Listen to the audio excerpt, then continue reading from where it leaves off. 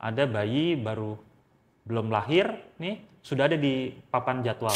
Itu dijadwalkan lahir nanti sore gitu.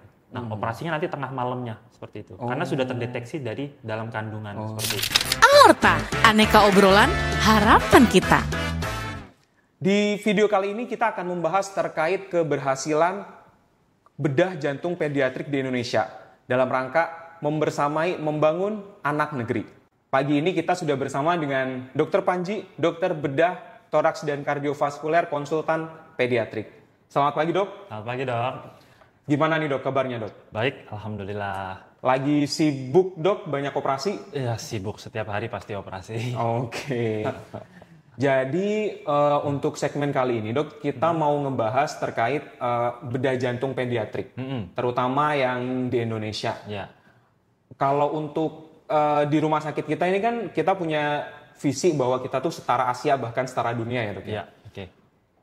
Ada perbedaan nggak sih, Dok, antara operasi bedah jantung pediatrik di kita di Indonesia, terutama di rumah sakit harapan kita, dengan yang di luar negeri, Dok? Di luar negeri ya, oke.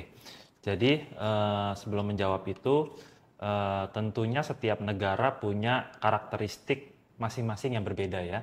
Nah, dari segi demografi saja, negara kita itu adalah peringkat 4 penduduk terbanyak sedunia, ya, peringkat 4. Di Indonesia itu ada 283 juta jiwa dengan angka kelahiran sekitar 4,8 sampai 5 juta anak kelahiran per tahunnya, ya. Nah, dari angka tersebut itu angka kejadian penyakit jantung bawaan itu sekitar 8 dari 1.000 kelahiran. Artinya diperkirakan, diestimasikan setiap tahun itu ada 40.000 kasus jantung bawaan baru. Banyak juga ya, Dok? Iya, banyak. Jadi ada 40.000 kasus. Nah, dari 40.000 kasus itu, yang baru terdeteksi itu sekitar 12.000 sampai 15.000 per tahunnya.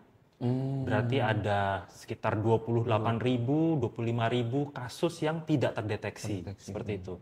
Nah, dari belasan ribu tadi, 12.000 sampai 15.000, yang bisa dilakukan tindakan operasi atau tindakan intervensi non-operasi, itu sekitar 4.000 sampai 4.800 per tahunnya, ya. Dari 10%-nya aja. Iya, dari seluruh rumah sakit yang melayani pelayanan jantung bawaan, penyakit jantung bawaan. Itu ada sekitar 51 rumah sakit di seluruh Indonesia, ya. Nah, tidak semua dari 51 rumah sakit itu bisa melakukan sampai tindakan intervensi non bedah maupun tindakan pembedahan. Jadi mungkin hanya mendeteksi saja seperti itu. Nah, jadi yang baru terdeteksi itu ada hanya baru belasan ribu saja. Jadi masih banyak yang tidak terdeteksi. Kemudian yang terdeteksi pun tidak semuanya bisa dioperasi, ya. Karena kemampuan kita di Indonesia saat ini baru 4.000 sampai 4.500. Artinya apa? Artinya operasi ini sangat banyak, ya. Operasi sangat banyak. Dan memang pelayanan kesehatan kita ini memang baru-baru saja untuk dikembangkan dari Sabang sampai Merauke. Yang sudah established lama, sudah memberi pelayanan jantung bawaan adalah di Rumah Sakit Jantung Harapan kita, ya. Jadi otomatis saat ini pelayanan jantung yang kompleks itu dari Sabang sampai Merauke itu hampir semuanya dirujuk ke Rumah Sakit Jantung Harapan kita. Karena memang dari 4.000 operasi tadi, 4.000 operasi itu 80% sampai 90% itu ya operasinya dilakukan di Rumah Sakit Jantung Harapan kita. Baru sisanya dilakukan operasi di seluruh operasi yang bisa melakukan pelayanan penyakit jantung bawaan seperti itu. Kalau kira-kira perbandingan dokter bedah jantung pediatrik dengan pasiennya itu bisa dibanding berapa, Dok? Jadi bedanya dengan di luar negeri itu dokter seperti di Jepang. Di Jepang itu dokter BTKV, dokter bedah toraks, kardiak dan vaskular itu ada 3.000 pasien. Ada 3.000 dokter, ya. Dengan jumlah perbandingan penduduk tentunya tidak sebanyak di Indonesia. Nah, di Indonesia ini kita dokter bedah toraks, kardiak dan vaskular itu hanya sekitar 200-an, ya. Baru ada 200-an dokter BTKV melayani 283 juta jiwa. Dan dari dokter BTKV tersebut yang subspesialis untuk penyakit jantung bawaan, dokter subspesialis jantung pediatrik dan kongenital itu hanya sekitar 18 orang. Wow. Ya, dari 200 orang tersebut melayani yaitu tadi 40.000 kasus yang terdeteksi setiap tahunnya seperti itu, yang diestimasikan ada setiap tahunnya. Jadi bisa dibayangkan tentunya kalau dari load operasi tentunya jauh lebih banyak dibandingkan di luar negeri seperti Di itu. luar negeri. Iya. Itu berarti kalau dibandingkan secara kuantitas ya dok. Ya. Kalau secara kualitas yang kita lakukan apakah sudah sama dengan yang dilakukan di luar negeri dok? Nah, tentunya kalau di Rumah Sakit Jantung Harapan kita tentunya kalau dari segi kualitas sama seperti di luar negeri ya. Namun memang karena ini pembangunan di Indonesia ini masih berlangsung ya untuk pembangunan rumah sakit di daerah agar bisa melayani penyakit jantung bawaan. Kalau di luar negeri rumah sakit daerahnya mereka bisa melakukan pelayanan jantung bawaan ya. Operasi-operasi jantung bawaan yang kompleks seperti itu mereka bisa mengerjakan sehingga seperti waktu saya dulu sekolah di luar negeri itu saya sekolah dulu di Taiwan itu load operasi di luar negeri sana itu mungkin hanya sekitar 500-an per tahun. Tapi kalau di harapan kita bisa sampai 1.500 kasus per tahun untuk penyakit jantung bawaan anak ya. Tentunya karena loadnya banyak tentunya kualitas tentu lebih baik ya karena kita lebih sering melakukan operasinya seperti itu. Oh, berarti kita nggak kalah ya dok ya dengan luar negeri, terutama dalam hal ini yang tadi dokter jelaskan di Taiwan tempat dokter belajar dulu. Gitu. Kalau perbedaan itu kan untuk Taiwan dok. Kalau untuk di belahan bumi yang lain dok, misal seperti di Eropa atau di Amerika, menurut pengalaman dokter Panji seperti apa dok? Jadi memang angka keberhasilan dari dari operasi itu tidak serta-merta hanya dari tindakan operasinya saja ya, tetapi banyak faktor yang berpengaruh termasuk sosial ekonomi dari sebuah negara tersebut ya. Jadi untuk memberikan pelayanan medis yang optimal tentunya harus didukung dengan sosial ekonomi yang baik seperti itu. Seperti contohnya operasi jantung pediatrik tentunya pakai alat-alat yang berbiaya mahal ya. Kalau di luar negeri itu semuanya ditanggung oleh asuransi dan dari keluarga pasiennya sendiri. Kalau di Indonesia itu sebagian besar pasien itu menggunakan BPJS ya.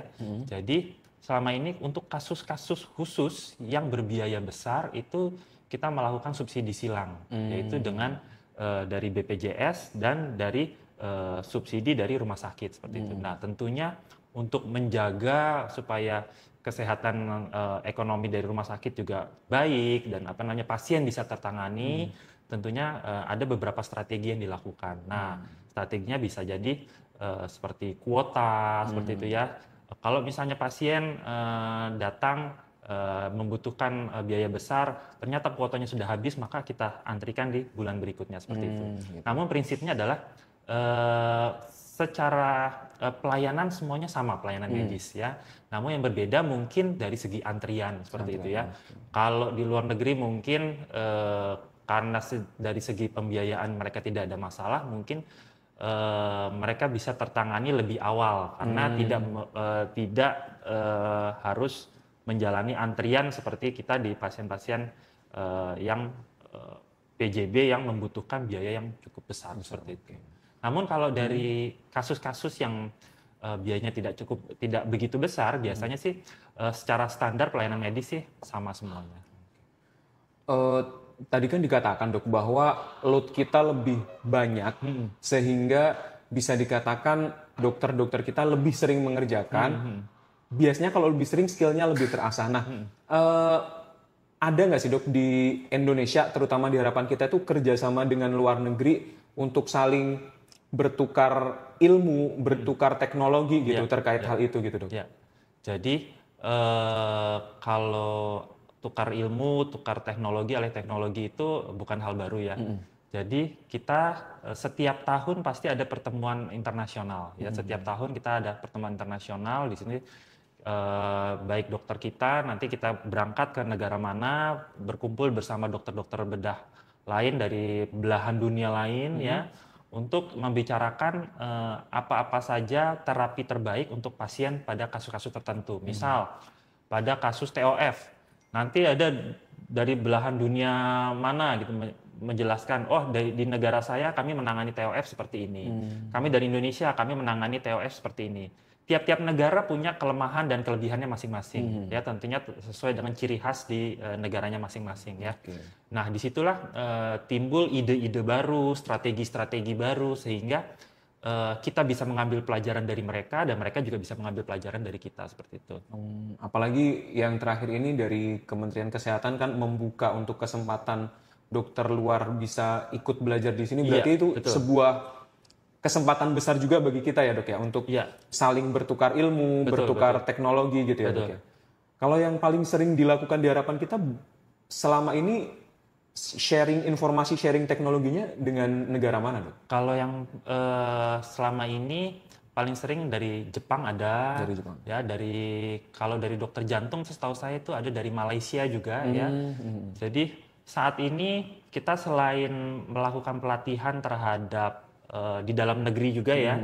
Jadi saat ini di bedah jantung anak itu ada 3 dokter yang sedang belajar di tempat kita, ya. 2 orang dari dalam negeri, 1 orang dari luar negeri.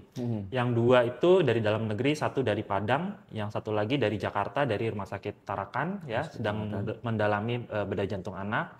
Yang 1 dari luar negeri, dari Jepang, ya. Dan ini bukan hal baru, memang dari semenjak rumah sakit berdiri, semua dokter spesialis yang ada di sini itu pasti menjalani pendidikan di dalam negeri dan di luar negeri, seperti itu. Begitu juga dokter-dokter spesialis yang dari luar negeri itu juga pergi ke Indonesia untuk mencari ilmu apa-apa yang tidak ada di negara mereka, seperti itu. Berarti kalau untuk tingkat keberhasilannya juga kita punya operasi jantung anak sama luar negeri juga nggak lebih buruk ya dok ya? Bahkan Enggak mungkin lebih baik ya dok? Jadi kita punya standar internasional, ya. Standar internasional itu biasanya pada kasus-kasus yang memang rutin dilakukan. Biasanya kita gold standar itu pada sebagai penentu mutu rumah sakit itu pada kasus-kasus yang rutin dilakukan. Pada bedah jantung anak biasanya yang kasus paling sering dilakukan adalah pada kasus TOF atau tetralogy of Fallot, sama pada kasus VSD. VSD itu ventricle septal defect. Dan dari kedua kasus ini, angka keberhasilan untuk pembedahan pada kedua kasus ini kita di atas 97%. Oh cukup tinggi ya dok? Cukup tinggi. Artinya dari 100 anak yang dioperasi, ya 97 anak terjadi operasinya berhasil, ya tidak ada komplikasi, ya.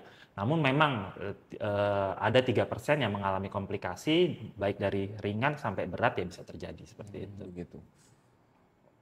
Kalau sepengalaman dokter Panji udah pernah di luar negeri, di dalam negeri praktek juga sudah lama.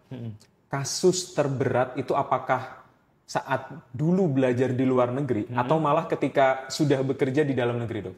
Nah, jadi memang kalau tadi ya saya bilang